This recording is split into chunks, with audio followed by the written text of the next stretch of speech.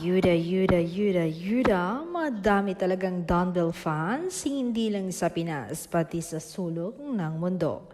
Isang debubansang nakakita daw kay Donnie with his cousin Miguel earlier. Dapat daw hahabulin niya, kaya lang napakabilis tumakbo. At itong si Belle rin naman sa nakakitang netizen na nakapag-picture sa kanya ay nag-enjoy rin daw ang dalaga with her family sa Hong Kong.